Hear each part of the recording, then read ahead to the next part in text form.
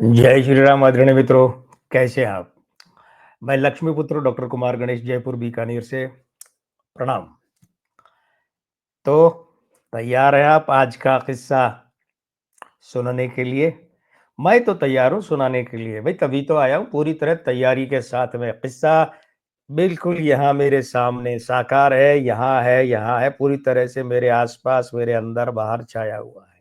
जिधर देखूँ नज़र आती है तेरी तस्वीर वाला मामला है। और किस्सा मुझसे क्या कह रहा है? आज का किस्सा मुझसे ये कह रहा है कि तुम जो देखोगे, जहाँ तक मुझको पाओगे, वहाँ तक रास्तों से कारवां तक, इस ज़मीं से आसमां तक, मैं ही मैं हूँ, दूसरा कोई नहीं। हाँ, सही में कह रहा है। अब आप कहेंगे और पहले तो आपने महान फ़िल्म के गाने की पंक्तियाँ सुना दी अमिताभ बच्चन साहब के और दूसरे में आपने राजीव कपूर की फ़िल्म राम तेरी गंगा मैली के गाने की पंक्तियाँ सुनवा दी। तो भई ये तो गाने हाँ, देखिए मेरे आस-पास तो फ़िल्में ही रहती हैं, शायरी, फ़िल्में, नाटक, ज्योतिष यही रहते हैं मेरे आस-पास। तो और मुझे बड़ा शौक है। सुनाने का ये, मैंने आपको सुना दिया, लेकिन गलत थोड़ी कहा, कहा तो सही नहीं। देखिए किस्सा मेरे सामने है, क्या किस्सा है? देखिए मित्रों बात क्या है? बात ये है कि एक आदमी जो फ़िल्म बनाता है ना, वो क्या चाहता है? वो ये चाहता है कि उसकी फ़िल्म चले, खूब चले, हिट हो, सुपर हिट हो, ब्लॉकबस्टर हो। पिछले 20-25 वर्षों की 20 एक वर्षों की भाषा में ब्लॉकबस्टर हो। ना पहले ब्लॉकबस्टर नहीं होता था। Silver jubilee, golden jubilee, platinum jubilee भी कोई-कोई फ़िल्म हो जाती थी। बस यही चला करते थे। लेकिन अब शब्दावलियाँ बदल गई समय के साथ में। तो अब ये जो चीज़ है ना, तो लेकिन अब अच्छा कोई आदमी मान लीजिए निर्माता नहीं है, फाइनेंसर है। जैसे आपने पैसा लगाया फ़िल्म में, निर्माता कोई और है, आपने उसको पैसा दिया कि ले भैया मेरा पैसा तू लगा और फ़िल्म बना। आप फाइनेंसर हैं, तो भी आप क्या कामना करेंगे? आप ये कामना करेंगे कि वो फ़िल्म चल जाए, हिट हो जाए, सुपर हिट हो जाए, ब्लॉकबस्टर हो जाए, खूब कमाई करे जिससे कि आपका पैसा ब्याज समेत आपको मिल जाए। ये होता है ना, क्योंकि अगर फ़िल्म पिट गई तो निर्माता का दिवालिया निकलेगा, आपका पैसा भी तो फँसेगा। कहाँ से आएगा? निर्माता तो दिवालिया हो जाएगा। बहुत से निर्माताओं ने दिवालिया होकर आत्महत्या कर ली। तो फिर आप फाइनेंसर हैं, आपका पैसा तो फँसा ना, तो कोई नहीं चाहेगा, निर्माता भी और फाइनेंसर भी कि उसकी फ़िल्म पिटे और कोई भी निर्माता या फाइनेंसर ये तो बिल्कुल भी नहीं चाहेगा कि उसकी फ़िल्म रिलीज़ भी नहीं हो। अब आप कहेंगे ये आज क्या किस्सा लेकर बैठ गए? ये कौन-सी टेढ़ी-टेढ़ी बातें कर रहे हो भई? हाँ, हाँ, मैं आपको आज एक ऐसे आदमी की बात बताना चाहता हूँ जो बहुत पैसे वाला हो। आपको याद होगा कि मैंने वो जो घोड़े से गिरकर जिस अभिनेता की मृत्यु हुई थी शविस्तान फ़िल्म के दौरान श्याम उसके समय ज़िक्र किया था उस वीडियो में फ़िल्मिस्तान स्टूडियो का। उसके आस-पास में याद होगा आपको मैंने और भी बातें कही। एक आध और जहाँ आया था ओम प्रकाश का एक किस्सा आया था जिसमें वो कहा था कि किस्सा सुनाया तो फिर वहाँ संगीतकार श्याम सुंदर थे उन्होंने कहा था, "कौन था वो गधे का बच्चा?" निर्माता जिसने तुमसे ऐसा कहा। तो उस समय फ़िल्मिस्तान का ज़िक्र आया। देखिए बॉम्बे टॉकीज़ से अलग होने के बाद में सुबोध मुखर्जी ने फ़िल्मिस्तान स्टूडियो बनाया, ठीक है? तो सुबोध मुखर्जी का वो स्टूडियो कालांतर में बाद में जाकर एक समय बिक गया और वो खरीद लिया सेठ तोलाराम जालान। ये शेखावटी के मारवाड़ी बनिया थे। तो इन्होंने वो खरीद लिया। जालान सब वहीं के होते हैं। आज भले चाहे दुनिया के किसी भी भाग में रहें, मारवाड़ी होते हैं और शेखावाटी के होते हैं। तो जालान साहब ने वो खरीद लिया। अब हुआ क्या कि आपको मैं बताता चलूँ कि 3 जो आनंद भाई है ना, सबसे बड़े चेतन आनंद, फिर देव आनंद और उनके बाद में विजय आनंद, तो गोल्डी जिनको कहते थे। उनका बचपन से ही प्रसिद्ध नाम गोल्डी था। तो चेतन आनंद और देव आनंद ने मिलकर एक कंपनी खोली थी, फ़िल्म कंपनी जो बाद में देव आनंद के साथ रह गई। जब चेतन आनंद अलग हुए तब भी, तो वो थी नवकेतन। नवकेतन ने फ़िल्में बहुत अच्छी-अच्छी बनाई थी, अफ़सर बनाई, टैक्सी ड्राइवर बनाई, 9-2-11 बनाई, गाइड बनाई, ज्वेल थीप बनाई। उसके बाद देवानंद ने हरे रामा हरे कृष्णा और फिर तो देवानंद ने फ्लॉप फ़िल्मों को कोई 1 डेढ़ दर्जन फ्लॉप फ़िल्में दे दी। थोड़ी बहुत देवानंद की हरे रामा हरे कृष्णा चली, वो भी थोड़ी बहुत प्रेम पुजारी ये सब फ़िल्में नवकेतन के बैनर तले बनी। तो नवकेतन में जाल मिस्त्री नाम से एक हुआ करते थे और वो हुआ करते थे कैमरामैन, जाल मिस्त्री, बड़े नियमित थे, नवकेतन के ही थे। उस समय स्टूडियो सिस्टम होता था, कंपनी सिस्टम, तो ज़्यादातर लोग जो है ना, वो एक जगह टिक कर काम करते थे। तो जाल मिस्त्री जो है, उन्होंने एक बार सोचा कि भई मैं फ़िल्म बनाऊँ। तो फ़िल्म बनाने के लिए क्या चाहिए? पैसा तो चाहिए। भई अब देखिए, वो कैमरामैन, उनके पास इतना पैसा कहाँ कि वो फ़िल्म प्रोड्यूस कर लें, अपने पैसों के दम पे निर्माण कर लें। तो हुआ ये कि उन्होंने फ़िल्म बनाने की सोची और तोलाराम जालान जो हैं, फ़िल्मिस्तान स्टूडियो के मालिक, उनसे बात हुई तो उन्होंने कहा था ठीक है, मैं फाइनेंस कर दूँगा। तो तोलाराम जालान जो हैं, अच्छा, उन्होंने जाल मिस्त्री से एक कॉन्ट्रैक्ट साइन करवा लिया, मतलब एक एग्रीमेंट साइन करवा लिया, कॉन्ट्रैक्ट नहीं एग्रीमेंट, कि इस फ़िल्म के सारे अधिकार जो हैं, वो सारे किसके होंगे? तोलाराम जालान के होंगे। जाल मिस्त्री के नहीं होंगे। जाल मिस्त्री को पैसा मिलेगा, फ़िल्म बनाओ। बाकी सारे अधिकार किसको कितना पैसा देना है, कितने में कॉन्ट्रैक्ट करना है, एग्रीमेंट करना है, कितना खर्च करना है, क्या वो सब सीधे-सीधे तोलाराम जालान देखेंगे। प्रायः फाइनेंसर सीधे दखल नहीं करता, चाहे वो हापुर जी, शाहपुर जी की बात हो, मुगले आजम में, या कोई और हो, जो भी हो।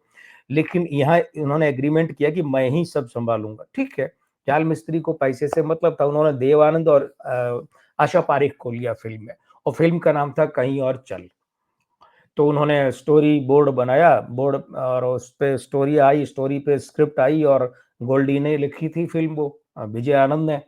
तो क्योंकि विजय आनंद जब साथ थे तो किसी और से लिखवाने का तो प्रश्न ही नहीं उठता। तो देवानंद और आशा पारेख की जोड़ी, आशा पारेख, यहाँ जब हम बात कर रहे हैं तो देवानंद और विजय आनंद के साथ में उनका अच्छा मामला जमता था उन दिनों, उन वर्षों में। तो फिर हुआ ये कि संगीतकार की बात आई तो पहला मौका था विजय आनंद का, शंकर जयकिशन को लिया गया। वो जाल मिस्त्री का मामला था, भई जाल मिस्त्री बनाना चाहते थे तो पसंद उन्हीं की थी ना कि किसको क्या रखें। तो विजय आनंद के तो फेवरेट थे, वो एसडी बर्मन थे। लेकिन जाल मिस्त्री का था कि भई शंकर जयकिशन को लेंगे, और शंकर जयकिशन की उस समय तूती बोला करती थी। वो एक-एक साथ 30-30, 40-40 फ़िल्में उस समय उनके हाथ में थी साहब, बहुत बड़ा नाम था एसजे। शंकर जयकिशन के बारे में ये कहा जाता है कि वो अगर किसी निर्माता को सिगरेट की डब्बी पे ये लिख के दे देते कि हम ये फ़िल्म कर रहे हैं साइन, तो फाइनेंसर उसको पैसा दे देते थे। फाइनेंसर बोले चाहे जितना ले जा, बना फ़िल्म। मतलब ये हाल था एसजे का। तो ख़ैर, लेकिन अच्छा, शंकर जयकिशन ने 4 गाने भी रिकॉर्ड कर लिए। भई निर्माण जाल मिस्त्री कर रहे थे, लेकिन लेखन और निर्देशन का दायित्व किसे सौंपा था? विजय आनंद को, ठीक है? तो विजय आनंद के कहने पर शंकर जयकिशन ने 4 गाने रिकॉर्ड कर लिए और एक पैसा नहीं लिया। देवानंद फ़िल्म के हीरो थे, उन्हें भी अभी तक सेठ तोलाराम जालान ने एक पैसा नहीं दिया। आशा पारेख को थोड़ा बहुत दिया, फिर नहीं दिया। असल में क्या है? अच्छा, चलिए मैं अभी थोड़ा और आगे बढ़ूँ, फिर असल वाली बात बताऊँगा। अभी नहीं, अभी नहीं, अभी नहीं। तो वो फ़िल्म की शूटिंग हुई, फ़िल्म काफ़ी बन गई, आधी से ज़्यादा बन गई, कोई 20-21 दिन की शूटिंग बाकी थी, है ना? हाँ, 20-22 दिन का काम बाकी था, ब और सारी फ़िल्म बन चुकी थी, आधी से ज़्यादा फ़िल्म। और ये था कि 20-22 दिन में गोल्डी सारी फ़िल्म बना लेंगे, बची हुई भी। तो हाँ, अब वो असल बात बताऊँ। अब यहाँ आकर क्या हुआ, तोलाराम जालान ने फ़िल्म के लिए पैसा देना बंद कर दिया। स्टूडियो बुकिंग के लिए पैसा देना बंद कर दिया। भाई स्टूडियो शूट होता था तो पहले बुक करोगे, सेट बनेगा, तब जाकर के शूट होगी ना फ़िल्म तो। कलाकारों को पैसा दिया ही नहीं था, अधिकतर को तो थोड़ा बहुत आशा पारेख को दिया था, बचा हुआ उनका भी बंद कर दिया।